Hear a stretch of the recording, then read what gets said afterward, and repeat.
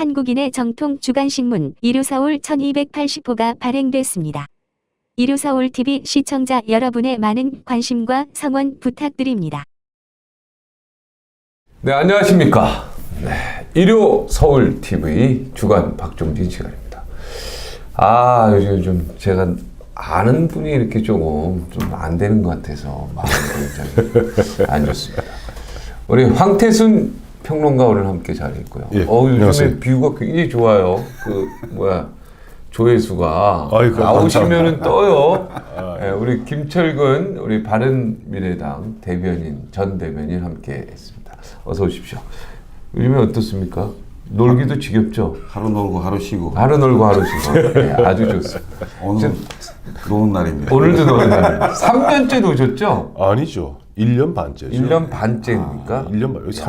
3년은요. 1년 반밖에 안 됐습니다. 진짜 하루에 옛날에 많이 뛸 때는 하루에 한 방송 한 5개, 6개 뛰었죠? 뭐 그런 적도 있었죠. 그런데- 이제 잠깐입니다만은 네. 뭐 선거 때 투표 방송할 때는 뭐 말할 것도 그때는 뭐 하루에 한 10개도 뛰었죠. 네. 투표 방송할 때는 1년 반을 놀면서 뭐 먹고 삽니까? 나 그게 제일 궁금한데. 밥 먹고 살죠. 그러니까 뭐 있었던 거죠, 그동안? 많이 벌어놓은 게 있었나요? 뭐 그런 거.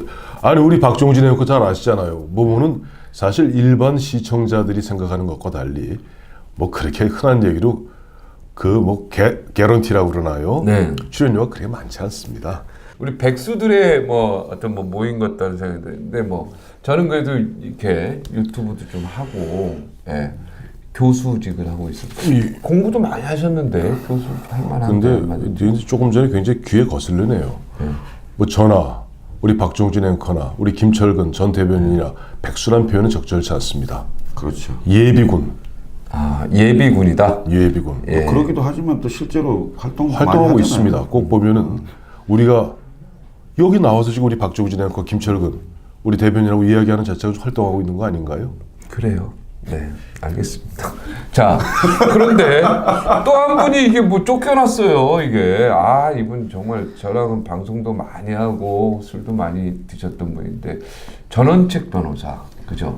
박종진 앵커하고 친하면 안 되겠네.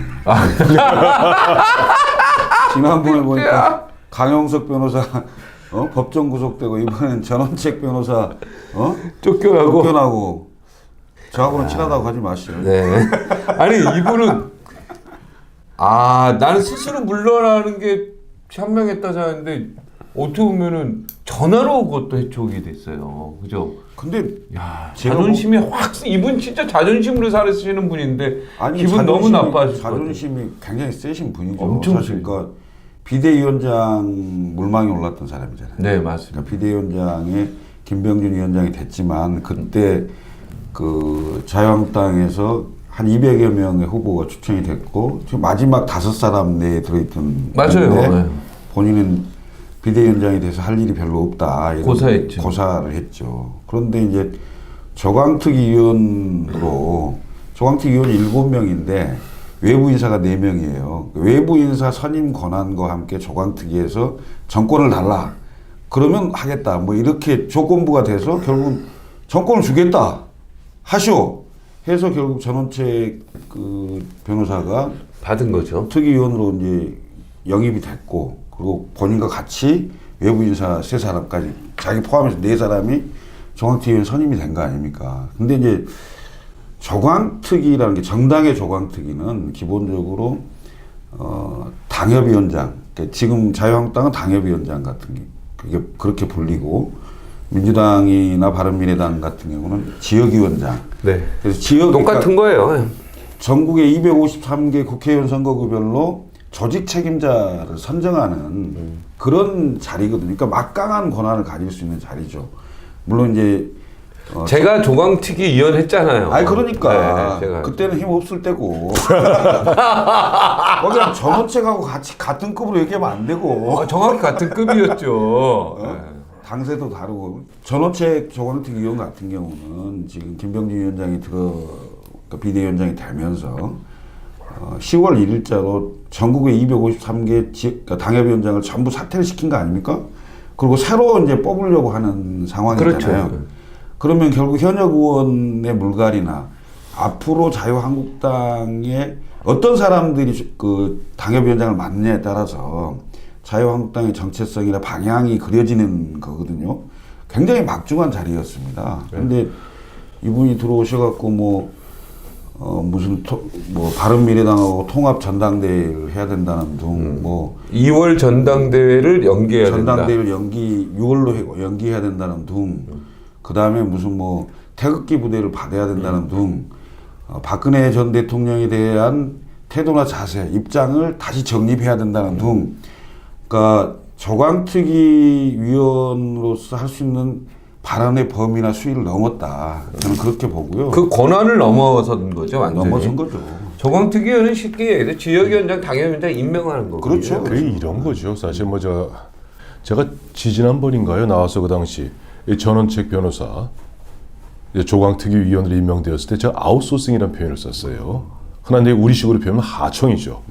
사실은 김병준 위원장 자체도 어떻게 보면은 당으로부터 일정 부분 비상대책 짧게 원포인트 릴리프 해달라 이런 어떤 취지인데 김병준 위원장은 자기 손에 피 묻히기 싫고 어떻게 지능 묻히기 싫으니까 일종의 아웃소싱 하청 준 거 아닙니까? 우리 박종진 앵커 집에서 만약에 어느 날 보니까 집에 있던 여기저기 마음에 좀 안 들어. 네. 좀 싹 가서 이제 싱크대도 좀 갈고 해야 돼서 어떻게 보면 좀 외부 사람 외주를 줬어. 네. 설계도 줍니까 안 줍니까? 설계도요? 전체 설계도. 제가요? 네. 집주인이. 줘야죠, 당연히.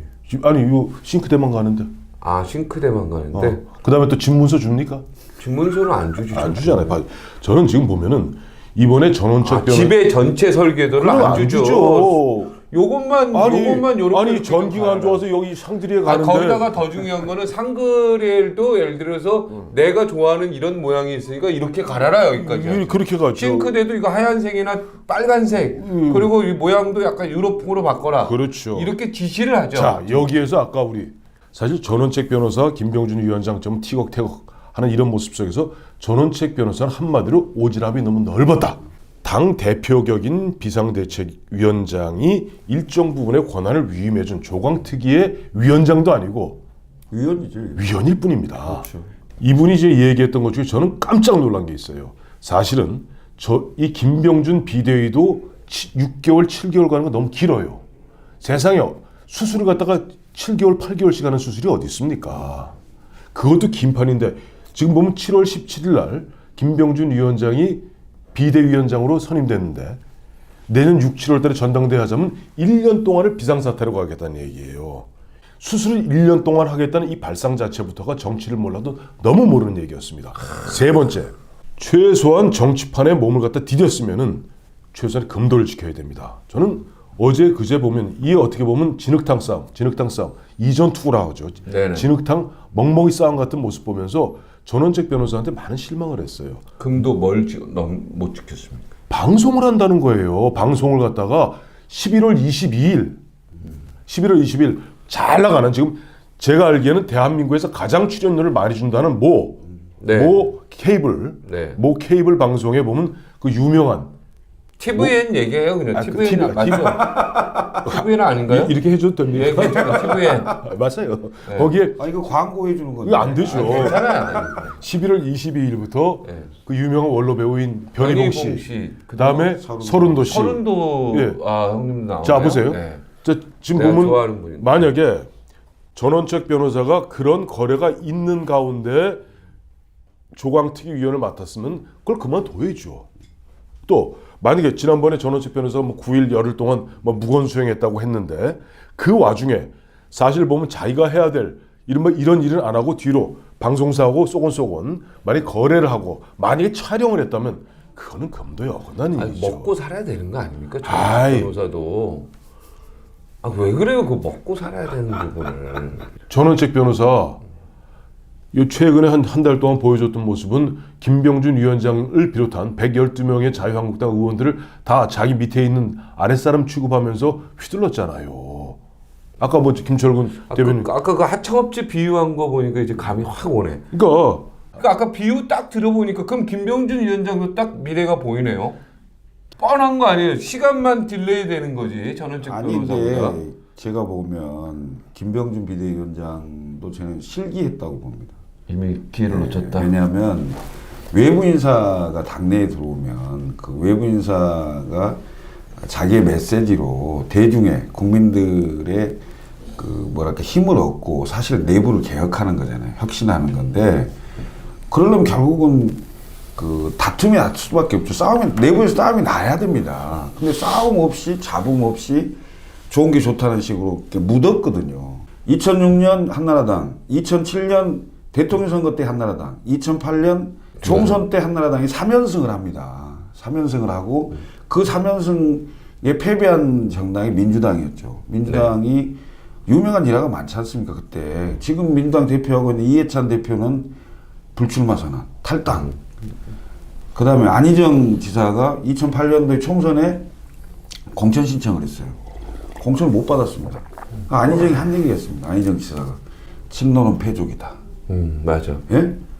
그건 당시에 노무현 대통령의 국정 운영의 사실상 실패로 국민들에게 지지도가 엄청나게 낮았던 상황이거든요. 그래서 그때는 뭐 엉망이었죠. 친노 이름을 걸고는 아무것도 할 수 없는 이런 정책 상황이었다면 10년 후인 딱 지금 상황을 보세요. 2016년 총선, 2017년 대선, 2018년 지방선거까지 3연승을 민주당이 합니다. 이 3연패를 한나라당의 후신인 자유한국당이 3연패를 당하는 거 아닙니까? 그럼 그 원인이 어디 있어요? 원인은 박근혜 있다 이거죠. 국정농단. 국정농단. 국정농단. 그 국정농단에 직간접적으로 관련 있는 자유한국당 인사 그 세력은 그러니까 그게 이제 친박 세력이라고 보고 그 세력은 정치적 멸족 대상이죠. 사실 여기도 똑같이 더군다나 패족으로. 네. 패족은 그러니까 패족은 정치를 못할 뿐 생명은 살아 있는 거예요. 근데 멸족은 아예 사라져야 되는 그 정도라는 거죠. 결국 자유한국당이 배출해낸 전임 대통령 두 사람이 현재 구속돼 있는 상태고 탄핵과 파면을 당한 그런 정치적인 책임을 져야 될 집단인데. 그러면 친이도 여기 포함되는 겁니까? 친이 친박도 다 멸족으로 보는 겁니까? 잠깐. 분명히 입장을 밝혀주십시오. 친이 친박으로 한 게 아니고 나는 국정농단에 직간접적으로 관련이 있는 정치 세력은 지금은 미안하지만 조금 사라져줘야 돼. 국정운영 실패의 책임이 있었다고 했던 친노는 패족이다. 그건 당사자들이 얘기한 겁니다. 그리고 그 당사자들이 공천도 못 받았고 불출마 선언하고 탈당하고 핵심 인사들이 그렇게 해서 10년의 세월을 굉장히 그 풍찬 노숙과 어려움을 겪으면서 반성과 혁신하고 새로운 세력을 형성을 한 겁니다. 그래서 결국 집권까지 오게 된 거잖아요. 혁신을 했나요? 근데 거기도? 거기도요. 노력은 많이 했죠. 열린우리당은 다 깨고 대통합민주시당으로 나와서 대통합민주시당이 다시 작은 민주당하고 합치고 변화를 했단 말이에요. 어찌됐건 국민들 변화를 했죠. 네. 변화의 모습이 보인 거죠. 근데 자유한국당은 간판만 딱 바꿔 달고 그 사람 120명이 그대로 다 있고 거기에 관련되거나 부정부패에 지금 연루돼서 재판에 회부되거나 이런 사람들이 계속 발언을 해. 아무리 옳은 얘기도 메신저가 신뢰를 받지 못하면 그 말은 절대 먹히지 않습니다. 자유한국당이요 매번 틀린 얘기 하는 거 아닙니다. 옳은 얘기 있을 수 있어요. 그렇지만 왜 국민들이 안 받아주냐? 니네 얘기는 듣기 싫다 이거야. 기대를 하고 있을지 모르겠어요. 민주당이 경제 문제나 여러 문제로 민주당과 문재인 정부의 지지도가 하락하면 반사이익으로 덩치 큰 자유한국당이 지지율이 좀 오르지 않겠냐. 천만의 말씀입니다. 이대로 가면 결국은 민주당과 문재인 정부를 도와주는 꼴이에요. 자기 혁신과 자기 반성과 자기 책임을 져야지 왜 그게 아무도 없습니까? 자, 그러면 자기 혁신, 자기 반성의 의미는 구체적으로 이런 추상적인 단어 쓰지 말고 구체적으로 빨리 의원직 사퇴하든 불출마 선언을 하든 뭔가 구체적인 액션을 하라 이런 얘기 아니에요? 근데 그렇잖아. 그러니까 자, 추상적인 단어를 쓰지 말고 자 한마디 더 하면 그러면 뭐 혁신 이런 단어가 다 추상 단어야. 그러니까 무슨 얘기냐면 자유한국당을 바꾸려고 하는 세력이 내부에 있을 거 아닙니까? 그 세력하고 계속 그대로 우리가 탄핵부터 잘못한 게 없다. 그리고 정치 세력에 의해서 우리가 억울하게 당했다. 네. 이런 사람들이 내부에서 싸워야지. 왜 안 싸워? 자, 그러면 지금 김병준 저 비대위원장이 실수한 게 어떻게 보면은 내부 개혁을 하려면 내부에서 싸움이 일어나야 되고 당연히 처절한 싸움이죠. 어떤 논쟁이 있어야 되는데 그 그럼. 자체가 없이 다 아우르겠다 이 자체가 잘못된 거다. 자, 이 대목에서 이제 보면은 우선 하나 사단이 나고 쪼개져야 된다 이런 얘기네요. 그렇죠. 네. 저도 기억을 그렇게 모르겠는데. 어쩜 저하고 박종진하고 똑같이 들렸어요. 저는 나 그렇게 들렸어요. 이제 사단이 나고 쪼개져야 되고 김철근 친박 대변인 친이는 좀 사라져야 되고 멸족해야 자, 되고 이렇게 자, 들리네요. 자, 네. 이제 하나하나 짚어볼게요. 이제 패족과 우선 멸족 차이부터 우선 말씀드리겠습니다. 네. 패족은 다 아시겠습니다만 다산 정약용이 죄를 지어서 그야말로 자기 아들들한테 편지를 쓰면서 조상이 죄를 지어서 더 이상 벼슬길에 오르지 못하는 그 아들들의 맞습니다. 한탄하는 부분이 패족이에요. 그리고 멸족은 뭡니까? 멸족은요. 죽은 거죠. 아니죠. 멸족은 누가 누굴 죽이는 겁니다. 즉 멸문지화를 시키는 겁니다. 아니, 그러니까 죽이는 거죠. 그러니까 패족은 스스로 오르지 못하는 걸 한탄하는 이야기고 멸족은 힘을 잡은 자가 이른바 정치적 패자를 갖다가 그야말로 예전 말하면 구족을 멸하고 삼족을 멸하는 것을 멸족, 멸문지화 멸족이라고 그럽니다. 김철근 대변인이 굉장히 핵심을 찔렀다고 봐요. 핵심을 찔렀습니까? 찔렀죠. 굉장히 찔렀어요. 왜냐니까 가끔 찔러요. 아니 많이 제가 찔러요, 보면 가끔. 나가서 보면 저 많이 찔러요. 지금 어떻게 보면 선전선동에 휘말려서 멸족되었다고 보는 것이 지금 자유한국당과 자유한국당 지지자들의 생각입니다. 그 사람들 입장에서 왜 우리가 너희들에 의해서 이놈 죄송합니다. 이 사람 이놈이 아닙니다. 이 사람 저 사람 다 섞어 넣어서 그야말로 거기서 그냥 분란이 벌어지고 그야말로 머리끄댕이 싸움이 벌어지고 적정 분열이 일어나서 더 이상 사실 이렇게 자유한국당이 그때는 그냥 이 사람보다 이놈이 나은 것 같다 표현이. 그렇죠. 이놈 저놈 막 다 해가지고 어디서 싸워. 그렇죠. 이렇게 표현해서 리얼해. 알았어요. 하여튼 그런 것들 적정 분열 일으키고 싸움에서 그야말로 공중분해되는 것이 과연 옳은 것인가 네. 하는 그런 시각을 가질 거예요. 그래서 지금 전원책 변호사가 와서 뭐 여기저기 병 들었으면 팔다리 뚝뚝뚝뚝 자르고 하는 게 제일 좋죠.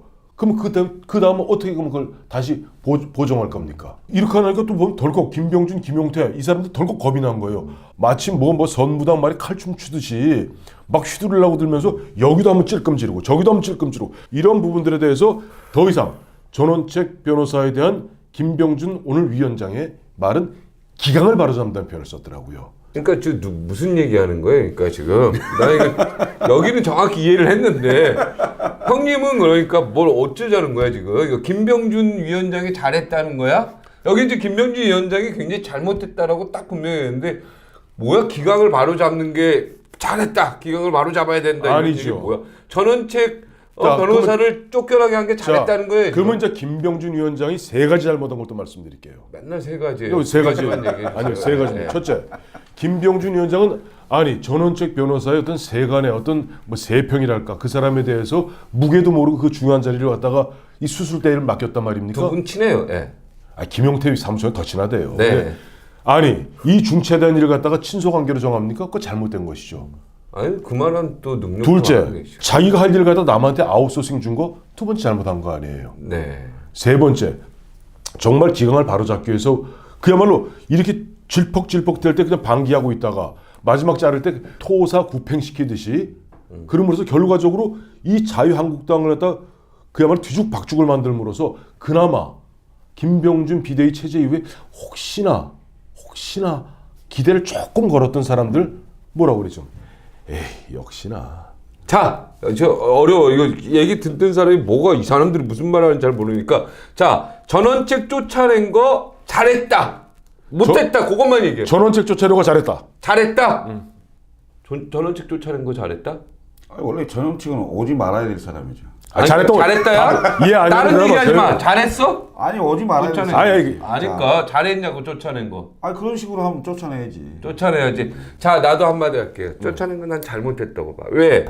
아까 지금 말한 대로 사단이 나고 회계를 하고 완전히 혁신을 하려면 전원책 같은 분이 있어야지 또. 내가 얘기할게. 그래가지고 뭔가 새로운 얘기를 하고 전 내년 2월 전당대회 하게 되면은 자유한국당 보수가 합치기에는 너무 시간이 촉박하다는 생각도 했거든요. 아니 기본적으로 지금 내가 지금 온 몸이 지금 상처가 나서 일어서지도 못하는 사람 누가 누구 손을 잡는단 말입니까? 통합은요 선거의 임박에서나 가능한 겁니다. 아이 뭐 그것도 맞는 얘기인데 아니, 그러니까 전원책 우선- 변호사를 잘라서 자유한국당 지금 굉장히 타격이 커요. 의외로. 안 잘랐으면요 완전히 공중 분해됩니다. 아까 공중 분해되는 게 맞다면서요. 내부 싸움, 내부 개혁을 때서 쪼개지고 사단이 나야지. 그거는 김철근 대변인 얘기죠. 아 형님은 아니야? 그러니까 공중 분해에서 누가 좋아하게? 아 여기는 아까 의견이 같다 그래가지고 나는. 우선 전원책 변호사가 처음에 조광택 의원으로 들어와서 일성이 뭐냐면 지난 2012년도에 대통령 선거 때 경제민주화의 강령을 받아들여서 그걸 한 게 잘못됐다. 보수의 정체성을 훼손시켰다 이렇게 얘기를 했거든요. 근데 2012년 대선 때 경제민주화 문제를 선점하지 않았으면 집권이 안 돼요. 그때는 다 잘했다 했거든. 2012년도에 박근혜 대통령은 당시에 이른바 진보 진영이라고 할 수 있는 민주당의 복지와 경제 민주화 부분을 선점했고 그것을 뺏어왔기 때문에 집권이 가능했던 거예요. 그리고 그렇게 해서 그러니까 선거 전술이나 전략으로 상대 이슈를 선점하는 건데 그걸 가지고 보수의 정체성이 훼손됐다? 두 번째, 전원책 변호사가 들어와서 태극기 부대를 얘기를 합니다. 태극기 부대가 다 합쳐야 된다고 뭐 이런 얘기. 얘기를 해요. 그럼 그 아, 태극기 그만. 부대가 뭐 하는 사람들이냐? 아, 부대 그 잘못됐대. 아, 거기는 그럼 자, 부대가 없대요. 오케이, 태극기를 들고, 세력, 태극기 세력이라고 오케이, 했죠. 태극기를 세력. 들고 시위를 하고 거기에 지지하는 세력. 네. 이분들도 같이 하겠다는데 그분들은 박근혜 대통령의 탄핵에 대해서 잘못됐다고 주장하신 분들이에요. 그렇잖아요? 이분들 같이 한다 그래. 같은 당도 아닌데 바른미래당하고 뭐 통합 전대를 하겠다. 무슨 소리입니까 이게. 다시 말하지만 자유한국당은 국정농단의 책임으로부터 자유로울 수 없는 집단이고 또 직간접적으로 관련 있는 세력을 도려내서 우리 정말 잘못했습니다. 새롭게 바꿔보겠습니다. 그리고 새로운 사람도 영입해서 키워보겠습니다. 근데 도려내지도 않고 그 사람들 다 섞어서 예를 들면 시국창물에 깨끗한 물 부으면 뭐해 다 그냥 시궁창물이죠. 자, 요 표현 어때요? 어? 저 시궁창물에 깨끗한 물 넣으면 계속 다 시궁창이다. 이 표현 어떻게 생각해요? 계속 깨끗한 물 넣으면은 언젠간 맑아집니다. 아, 근데 그 저- 물량이 굉장히 필요해요. 아니 그렇게 바로 중국 속대 우공이산이란 말이 바로 그거예요. 탈레반들은 여기 이제 더러운 물이 있으면 이걸 확 붓고 이건 나라가 뒤집어지는 겁니다. 이거 위험한 거예요. 있을 때 서서히 깨끗한 물을 넣어서 그야말로 희석시켜야 되는 것이죠. 그게 그리고 탈레반 맞아요? 탈레반들은 아. 다 뒤집어 엎죠. 그러니까 탈레반 누가 얘기한 거야 이거를? 그거 제가 한 얘기죠. 그다음에 아까 이렇게 근거를 정확히 잡아야 돼. 그리고 국정농단 세력이 다 물러나야 되는데 자 국정농단이라고 표현해갖고 지금 MB와 박근혜 두 전직 대통령이 들어가 있고 거기에 관여됐던 사람들이 다 이른바 다 구속되고 다 물러나야 된다면은 자유한국당이 누가 남죠? 그러니까 너무 심하게. 아니 그리고 누가 남어 아니, 여기? 누가 남냐고. 자, 제로네 제로. 자, 거의 보세요. 제로에 자, 가깝다 이거지. 자, 박근혜 4년 동안 아이. 친박 운운했던 사람들 의원들 빼고, 다음에 친이. 이명박 5년 동안 하면서 보면 친이라고 그랬던 사람 빼고, 이쪽엔 비박이죠 그 사람들이. 그 이른바 설렁탕에서 따고 빼고 기름 빼면 뭐 남습니까? 아무것도 없는 거예요. 더러운 물 시궁창 물 있죠. 그러나 기본적으로 물입니다. 그러면 이걸 갖다 어떻게 희석시킬 것인가? 완벽한 우리 증류수 만들 수 없어요. 희석시켜가면서 노력을 해야죠. 희석시킬 만한 시간과 희석시킬 만한 사람들이 있겠느냐. 그럼 외부에서 들어오려면 희석해서 물이 새로운 물이 와야 될 거 아닙니까? 새로운 인물이 들어와야 될 거 아닙니까? 시궁창을 보고서 누가 와 깨끗한 물을. 안 된다는 거지. 예를 들면 물이야 강제로 붓지만 자. 지금은 무슨 제왕적 왕권 시대도 아닌데 자, 각자가 제 판단해서 얘기입니다. 오는데 여기 누가 오냐고. 물로 보면 급수가 있잖아요. 1급수, 2급수, 3급수 뭐 이렇게 급수가 있는데 1급수는 청정 지역이죠. 근데 고기가 별로 안 삽니다. 그래서 1급수가 꼭 좋다고 볼 수 없어요. 2급수가 자정 능력이 가능한 물이거든요. 그리고 굉장히 그러니까 고기도 많고 좋아. 플랑크도 있는 그런 곳입니다. 3급수 이하로 내려가잖아요. 그럼 고기가 없어요. 고기가 못 살아. 죽습니다. 그럼 지금 자유한국당이 물로 따진다면 거의 3급수 이하입니다. 물이 붓기도 힘들고 또 당이라고 했을 때는 새로운 사람이 들어가야 되는데 저기 들어가 갖고 소생시킬 수 있다는 확신이 없는 거예요. 그럼 결국 안 들어가는 거죠.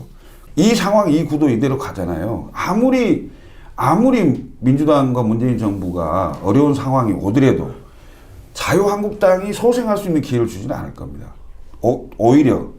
오히려 양쪽에 그 세력을 그러니까 적대적 공생관계, 양강 구도로 스스로 만들어 가면서 자유한국당을 데리고 가고 그걸 가지고 노는 이런 구도를 만들려고 하지. 지금 그러는 거죠. 그렇지 않습니까? 계속 보수의 분열을 즐기고 있는 거 아닙니까? 어떻게 보면은. 오히려요. 제가 봤을 때는 즐기고 있는 거죠. 항상 권력을 쥐은 자는 이해찬 대표 말씀대로 20년, 50년 아니 100년 집권하고 싶은 겁니다. 제일 좋은 건 뭐죠? 야권이 분열되는 거 좋은 거예요. 그래서 아까 저는 김철근 대변인 말에 또 이 대목에서 전적으로 동의하지 아니할 수 없는 게 네, 동의한다는 얘기죠. 동의하지 아니 할 수 없다. 이게 헷갈려. 동의한다, 동의한다. 몇개 들어가는 그러니까 다시 할게요. 제가 김철근 대변인의 말에 동의할 수밖에 없는 게 네. 국민이 심판합니다. 21대 총선에서 국민들이 심판할 것이고 우리 흔히 정치학에서 이야기하는 국민들이 굉장히 현명합니다. 전략적 투표를 할 겁니다. 어떻게 할 거라는 얘기. 전략적으로 어떻게 당이 이렇게 많은데 많아도 정의당까지 일단 기본 4당이 되는 거예요. 그죠? 일단 이제 이른바 보면 몰아주기 형태가 나올 수도 있고 또 몰아주기를 너희들이 합쳐라 하는 그런 강한 압박이 있을 수도 있고 하여튼 자유한국당 입장에서는 전원책 어떻게 보면은 조광특위 위원을 변호사를 쫓아낸 것 자체가 저는 좀 악수라고 보는데 악수가 아니라 하여튼 나쁜 영향을 미치죠. 좋은 영향 미칠까요? 좋은 영향 안 미치죠. 그렇죠. 좋은 영향은 안 미쳐. 이게. 제가 보기에는 지금 당장은 좀 나쁜 영향일지 모르지만 그 내부 개혁을 하는 데는 잘 쫓아낸 거예요. 2016년에 당시 문재인 현 대통령이 당시 민주당 당 대표였습니다. 당이 깨지고 난리가 나니까 오죽 급했으면은 당 대표 중 사실상 물러나면서 김종인 비대위 대표를 갖다가 영입했겠습니까? 네네. 자, 그때 보면 김종인 비대위 100석도 못 얻는다 그랬어요. 근데 결국 뭐예요? 손님 실수를 이기는 거예요. 무슨 실수요? 손님 실수. 다 뭐야 그다음 또 손님 실수는 무슨 뜻이에요? 아니 여기선 회생의 기미가 없는데 당시 집권당인 새누리당에서 어떤 일이 벌어졌습니까? 옥새 들고 나르시고 그 다음에 보면 이한구하고 저 유승민하고 대박이 터지게 싸우고 그러니까 상대방 실수를 이긴다는 얘기를 손님 그런 걸 갖다가 그래? 우리 정치판에서는 흔히 손님 실수라는 거예요. 정치판 용어구나. 우리는 정치판에 없었네. 더 배워야 된다. 더 배워야 돼. 바로 알아먹지. 더 배워요. 그러니까 김철근 대변인이 씩 웃는데 뭐지? 손님 실수를 이기는 거다. 짧은 30년의 최근 87년, 88년 이후에 한 30년 역사를 보면요. 정치사를 보면 내가 잘해서 이기는 것도 물론 있지만은 오히려 보면 상대방 실수, 손님 실수 때문에 의외의 결과가 나온 것이 더 많습니다. 그럼 자유한국당은 손님 실수를 기다려라. 이렇게 된 거예요. 아니 지금 손님들이 요즘 최근에 실수를 좀 슬슬 하는 기미가 보여요. 그럼 자유한국당은 뭐 그렇게 굳이 혁신 개혁 안 해도 되네. 아니 뼈까지 갈 필요는 없고 그러나 국민들에게 그래도 액션을 좀 보여줘야 된다. 뼈를 깎는 듯한 모습은 보여줘야지. 그래도 진짜 뼈 바꾸는 거 하면서 상대방 손님 실수하는 거를 계속 지켜보고 좀 비겁한 것 같죠. 비겁한 것 같지만 그게 사는 것이다. 그리고 좀 여기 시궁창 물이지만 이제 샘을 조금 이렇게 계속 하고 부어가면서 계속 샘을 좀 바꿔가고 이러면서 손님 실수를 지켜보면서 본인은 약간 개혁하는 척하고 이렇게 하는 거예요. 그래서 대표적 성공 케이스가 문재인 대통령 아니에요. 그게 이제 김종인 대표. 김종인 들여오고 그다음 김종인 다 하고 난 다음에 김종인 팽시키고 그다음에 이렇게 해야 된다 이거지. 아니 그때 요거를 동영상을 딱 해서 자유한국당에 선물로 보내야 되겠네. 김병준 비대위원장. 요거요. 좋습니다. 요거지 딱 지금 그죠? 근데 그 2016, 2017, 2018 해서 총선, 대선, 지선을 3연패를 했단 말이에요. 그리고 1년 반을 앞두고 총선 1년 반을 앞두고 있는 시점인데 야권이 지리멸멸한 상황이잖아요. 그럼 국민들도 사실 야당이 제대로 서기를 바래요. 뭔가 새로운 사람들이 좀 나서서 여당을 좀 견제하고 야권을 좀 다시 뭔가를 좀 리모델링 해봐라 이런 주문들은 많다고 저는 봅니다. 그래서 거기에 걸맞게 거기에 책임 있는 사람들이 정리를 하고 결국 내부에서 못 하잖아요. 못 하면 다음 총선에 가서 국민들의 표에 의해서 심판될 겁니다. 자유한국당 그야말로 국정농단에 어떻게 보면 주홍 글씨가 매겨져 있는 상태에서 무슨 얘기해도 귀를 기울이지 않는다고 그랬는데 역대급 참패라는 2018년 지방선거에서 그렇게 흔한 얘기로 이 세상에 온갖 욕을 다 먹고 있는 자유한국당, 마치 국민들로부터 완전히 그야말로 멸족당했다고 일컬어진 자유한국당이 몇 퍼센트 받았는 줄 아세요? 20% 넘었죠. 28%입니다. 28. 바른미래당 둘이 합치니까 35.5%입니다. 바른미래당과 지금 자유한국당 이거는 그 욕을 다 먹고 있으면서 그래 꼴도 보기 싫다. 그래 그 당 대표 홍준표 그 갖다가 돼지 발정제 얘기하고 아니 뭐 평창 올림픽을 갖다가 평양 올림픽이니 위장 평화공세니 그 욕을 먹는 가운데도 2,500만이 투표했고 2,500만 중에 900만이 그래도 자유한국당과 바른미래당 즉 35.5%를 찍습니다. 다만 지금 보면 자유한국당이 됐든 바른미래당이 됐든 예의주시해서 보고 있습니다. 그리고 잘 되길 바라고 있습니다. 아, 그럼요. 네. 그렇기 때문에 여기서 갑자기 제일 뭐 기분 같아서는 너도 해산해라. 그리고 저 가설무대 제3무대 만들어서 하자. 뭐 그런 게 있을 수 있다면 그거는 2020년 4월 15일에 있는 총선을 앞두고 2020년 1월에 가능할 수도 있습니다. 1월. 이거는 2019년에 방송 나가야지요. 지금 나가면 이런 건 미리 나갔다가 나중에 맞으면은 그때 그 이미 얘기를 했구나. 얘기가 참 좋습니다. 아니 근데 뭐 정계 개편 이건 비슷한 뭐 얘기를 해서 정답이죠. 2020년 1월에 일어날 거예요. 그 움직임의 첫 시발점은 2019년 2월 그 자유한국당 전당대 직후에 움직임이 시작될 거고 본격화될 가능성은 2019년 4월 재보궐선거의 성적표를 보고 1년 전에 이제 그 재보궐선거의 성적표가 나오는 거기 때문에 이대로는 쉽지 않겠다 이런 상황이 되면 현역 의원들이 자기 살 길을 찾기 시작을 할 거고 그 실제 그 전에 이제 물밑 접촉들이 상당히 많아질 거고요.